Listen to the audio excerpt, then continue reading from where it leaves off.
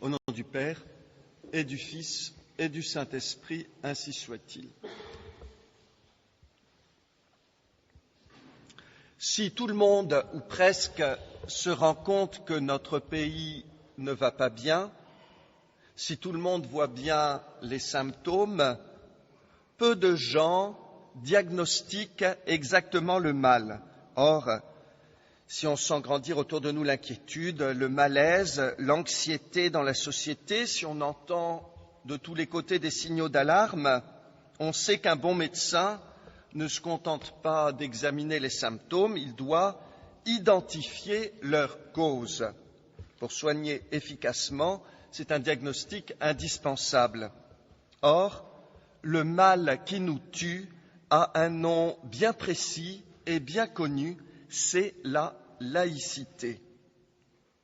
Évidemment, si vous dites ça comme ça à votre voisin, il risque d'ouvrir tout grand ses yeux et de vous déclarer « mais ça n'a aucun rapport.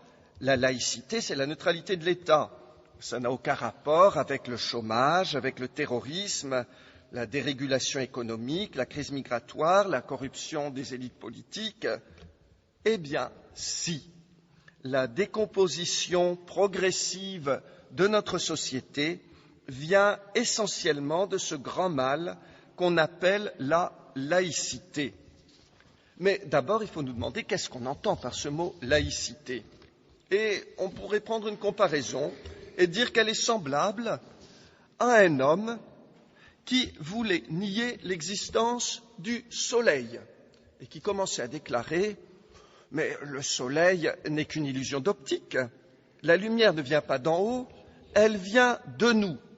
Chaque homme est sa propre lumière. Ce que vous prenez pour le soleil n'est que la projection de votre propre lumière intérieure.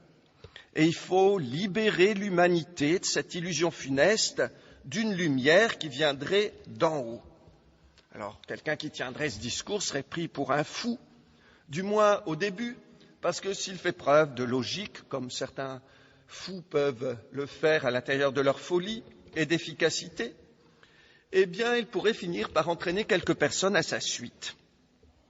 Et imaginez que ce fou, pour libérer l'humanité, commence à construire une immense usine qui produirait de la fumée, de la fumée, de la fumée, et ensuite il crierait encore plus fort « mais regardez maintenant, vous ne voyez plus le soleil, et pourtant vous vous voyez encore les uns les autres. N'est-ce pas la preuve que la lumière vient de vous et non pas d'en haut ? Il faut maintenant étendre cette découverte à toute la France, et on va fonder dans toute la France des usines à fumée pour aider tout le monde à s'apercevoir que la lumière vient d'eux. Et c'est à peu près ce qui s'est passé dans notre pays. Vous pensez peut-être que ces usines à fumée sont les écoles laïques. En fait, ce furent d'abord les loges maçonniques, parce que, au moins dans les premiers grades, c'est le principe, le grand principe de la franc-maçonnerie, que l'homme est à lui-même sa propre lumière. Et puis, effectivement, après avoir répandu tous les principes fumeux de la franc-maçonnerie qui permettent de succomber à cette illusion, on a décidé de prendre les enfants, la jeunesse, et on a donc chassé de France les milliers de religieux et de religieuses qui s'occupaient de l'instruction primaire dans chaque village, et à la place, grâce aux impôts des Français, toujours très généreux, on a installé de grandes et belles usines à fumée qu'on a nommées les écoles laïques. Alors ici, s'il m'entendait, votre voisin m'accuserait sans doute de caricaturer. Mais non, dirait-il, la laïcité, c'est pas du tout ce que vous dites. C'est pas de la fumée, ça, elle ne veut pas éteindre la lumière, elle veut juste être neutre. Eh bien, qui l'écoute, un des grands pontes de la laïcité, le franc-maçon René Viviani, qui fut justement ministre de l'Instruction publique et qui déclarait en pleine Chambre des députés le 8 novembre 1906. Nous nous sommes attachés à une œuvre d'anticléricalisme. Nous avons arraché de l'âme du peuple la croyance à une autre vie. Nous avons dit à l'homme qui s'arrête au déclin du jour, écrasé sous le labeur quotidien et pleurant sur sa misère, nous lui avons dit qu'il n'y avait derrière les nuages que des chimères célestes et, d'un geste magnifique, nous avons éteint dans le ciel des lumières qu'on ne rallumera plus. René Viviani, 8 novembre 1906. Avouez que c'est un peu audacieux de parler ainsi d'un geste magnifique de l'été noir. Et ce pauvre homme, René Viviani, vous le savez peut-être, est mort fou. À la fin de sa vie, il avait une marotte très spéciale. Dès qu'il pouvait, il allait prendre des cierges et les allumer, et ensuite il se précipitait pour les éteindre. Mais il faut avouer que ce pauvre homme avait au moins une certaine franchise, il a dit les choses comme elles étaient. Et en une autre circonstance, le 4 octobre 1904, il écrivait à propos de la neutralité « La neutralité fut toujours un mensonge ». Et il ajoutait « Elle fut un mensonge nécessaire lorsqu'on forgeait au milieu des impétueuses colères de la droite la loi scolaire. On promit cette chimère de la neutralité pour rassurer quelque timidité dont la coalition eût fait obstacle à la loi. » Et ça, évidemment, c'est un aveu d'importance. On peut dire que la laïcité est un mensonge, et même un mensonge d'État, et on peut même dire le mensonge qui tient tout le système. Parce que d'un côté, on vous présente cette laïcité comme la pure neutralité de l'État, et par définition, la neutralité n'a aucune orientation, aucune couleur, aucune saveur, aucune odeur. On l'impose ainsi en faisant croire qu'on n'impose rien. Mais en réalité, la pure neutralité est impossible. Comme disait Jean Jaurès, la neutralité, c'est le néant. Et donc, l'état neutre est impossible. De fait, la laïcité comme un nom de code qui cache aux yeux des profanes une idéologie bien précise, l'idéologie maçonnique dont on a déjà parlé, l'homme qui se prend pour sa propre lumière. Ça, c'est la doctrine maçonnique.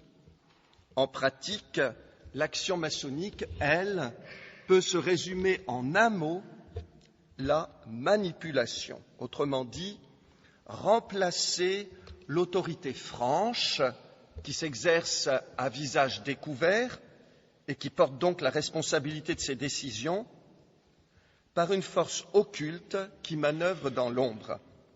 Et la laïcité est la première application de cette manipulation.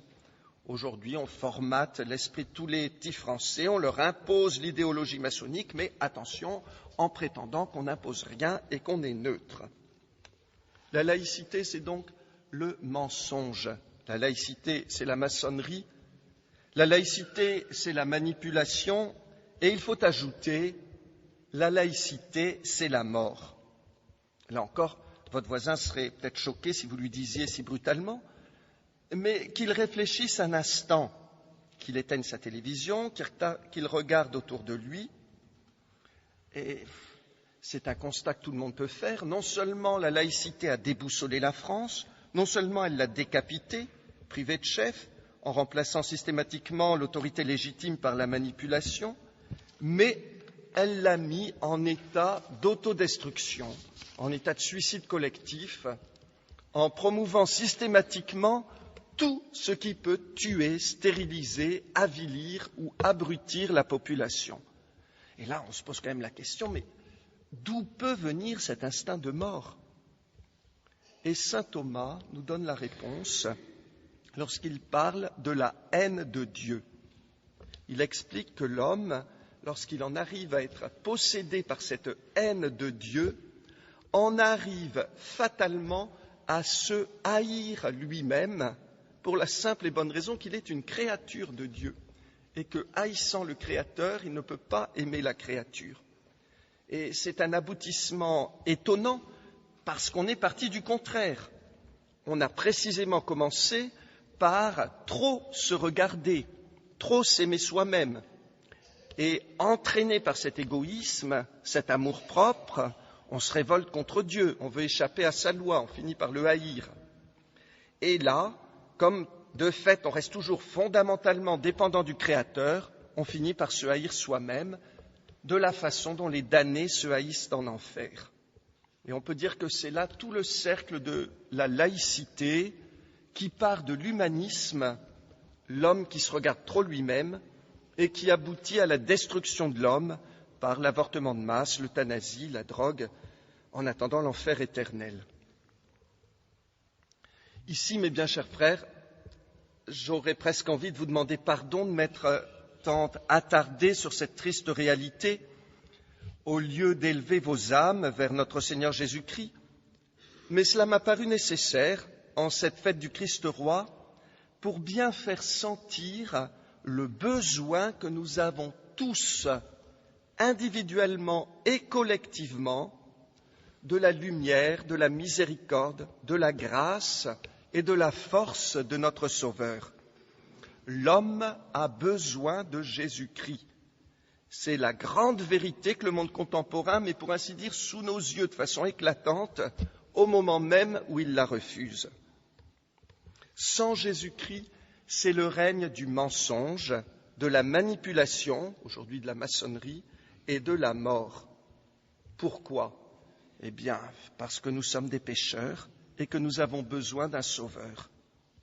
Par nous-mêmes, nous sommes trop faibles face aux mensonges qui nous flattent. Nous sommes incapables d'agir ne serait-ce que de façon pleinement raisonnable, a fortiori de nous élever vers Dieu.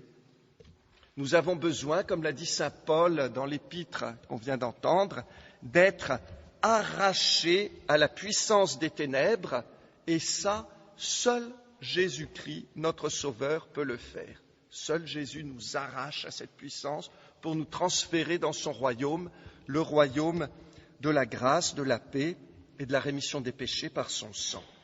Eh bien, c'est cela que nous demanderons aujourd'hui, d'être ainsi arrachés à la puissance des ténèbres, que notre esprit, notre intelligence soit arrachée aux mensonges des ténèbres, et puis que notre volonté, notre vie soit totalement indemne de ces attaques. Et nous demanderons ça pour chacun d'entre nous, pour nos familles, pour notre pauvre pays, pour les autorités ecclésiastiques, et tout ça par l'intermédiaire de la très sainte Vierge Marie en cette fête du Christ roi.